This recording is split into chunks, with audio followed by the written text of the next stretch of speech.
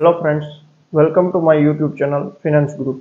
તો મિત્રો, આજે આપણે જે વાત કરવાની છે વિડીયોની અંદર, તો એ સિબિલ રિલેટેડ છે કે ભાઈ તમે ઘણી જગ્યાએ બેંકની અંદર અથવા તો કોઈ પણ ફાઇનાન્શિયલ ઇન્સ્ટિટ્યૂટની અંદર લોન લેવા માટે જતા હશો તો તમે સાંભળતા જ હશો કે ભાઈ તમારો સિબિલ ચેક કરવું પડશે. મતલબ કે સિબિલ છે શું, કઈ રીતે ડાઉન જાય છે, કઈ રીતે એને અપ કરવો, એના વિશે આજે આપણે આ વિડીયોની અંદર વાત કરીશું. મિત્રો, ઘણી વખત તમે બેંકની અંદર લોન લેવા ગયા હશો તો તમને અનુભવ થયો જ હશે કે ભાઈ તમારો સિબિલ સ્કોર જેમ ઉપર હોય તેમ તમને રેટ નીચો આપવામાં આવે છે, અને જેમ તમારો સિબિલ સ્કોર ડાઉન હોય તેમ તમારે લોનનો રેટ ઉપર આવે છે. તે પછી કોઈ બી લોન હોય, પર્સનલ લોન હોય કે પછી હોમ લોન હોય કે કાર લોન હોય, તે કોઈ બી લોન હોય, બધી લોનની અંદર આ સેમ ફોર્મ્યુલા એપ્લાય થઈ જ છે. મિત્રો, તો આ સિબિલ છે શું?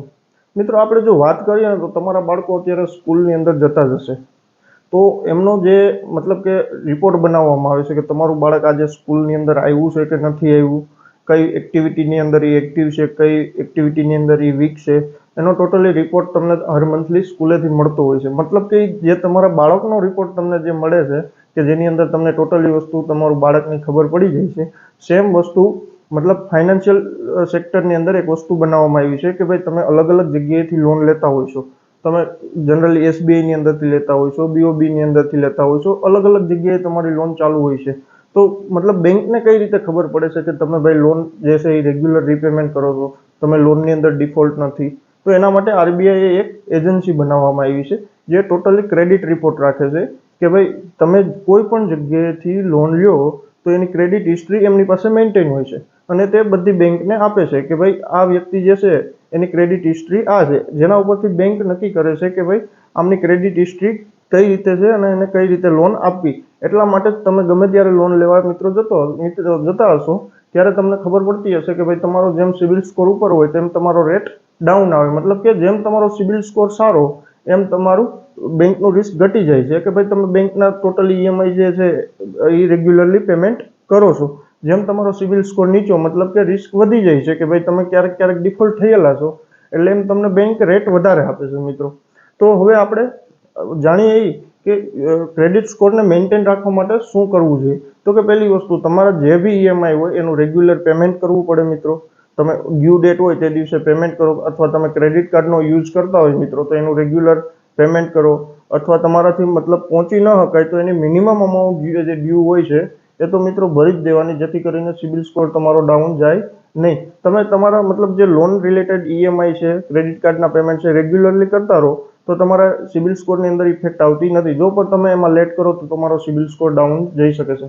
હવે મિત્રો, આપણે સિબિલ સ્કોર ડાઉન જવાના રીઝન જાણીએ કે કયા રીઝનથી તમારો સિબિલ સ્કોર ડાઉન જઈ શકે. મિત્રો, તો સિબિલ સ્કોર મિત્રો પહેલી વસ્તુ તો કે તમે લોનનો ઈએમઆઈ રેગ્યુલરલી પેમેન્ટ ના કરો તો પણ તમારો સિબિલ સ્કોર ડાઉન જવાનો. મિત્રો, ક્રેડિટ કાર્ડની અંદર તમે 40% વધારે યુટિલાઇઝેશન કરો, મતલબ કે તમારી ક્રેડિટ કાર્ડની લિમિટ 1 લાખ રૂપિયાની છે, તમે હર મહિને એને 70,000, 80,000, 70,000, 80,000 યુઝ કરતા રહો તો પણ તમારો સિબિલ સ્કોર ડાઉન જાય છે. મિત્રો, 40% સુધી તમે યુટિલાઇઝેશન કરો તો તમારો સિબિલ મેન્ટેન રહેશે.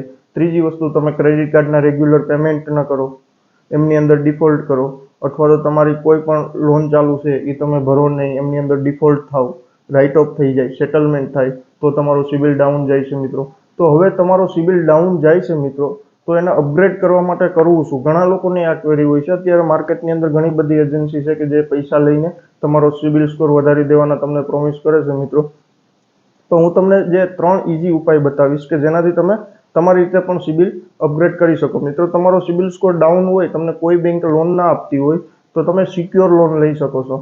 સિક્યોર લોન જેવી કે ગોલ્ડ લોન. ગોલ્ડ લોનની અંદર સિબિલ જોવામાં આવતું નથી. બીજી લોન આપણે જોઈએ મિત્રો તો આ નાની ટીવી, ફ્રીજ, એસીની જે નાની નાની લોન હોય એ બી તમે લઈ શકો છો. એમની અંદર તમે રેગ્યુલર પેમેન્ટ કરો, ગોલ્ડ લોનનું તમે રેગ્યુલર પેમેન્ટ કરો. ત્રીજું છે ફિક્સ ડિપોઝિટ, કે તમારી જે બેંકની અંદર ફિક્સ ડિપોઝિટ પડી છે એમની અગેન્સ્ટ તમે લોન લઈ અને એનું રેગ્યુલર ઇન્ટરેસ્ટનું પેમેન્ટ કરો. મિત્રો, ચોથી વસ્તુ જો આપણે જોઈએ તો સિક્યોર ક્રેડિટ કાર્ડ આવે છે, જેમાં તમને એફડી અગેન્સ્ટ ક્રેડિટ કાર્ડ મળે છે. કે સપોઝ કે તમે 1 લાખ રૂપિયાની એફડી કરાવો છો તો 90% તમને મતલબ કે 90,000ની લિમિટ વાળું ક્રેડિટ કાર્ડ કોઈ પણ બેંક તમને ઓફર કરે છે. મિત્રો, તો આ જે વસ્તુ છે એ સિક્યોર છે કે જેમાં સિબિલ જોવામાં આવતો નથી, એની સામે તમને ઇઝીલી લોન મળી શકે છે. તમારું સિબિલ ડાઉન હોય તો પણ મળી શકે છે. એ લોન લઈ અને એના રેગ્યુલરલી તમે પેમેન્ટ કરો, જેથી કરીને તમારો સિબિલ સ્કોર મિત્રો અપગ્રેડ થઈ જશે. તો આ હતું સિબિલ રિલેટેડ ક્વેરી. તમને કોઈ પણ સિબિલ રિલેટેડ ક્વેરી હોય મિત્રો તો કોમેન્ટ કરી મને જણાવી શકો છો. Thank you.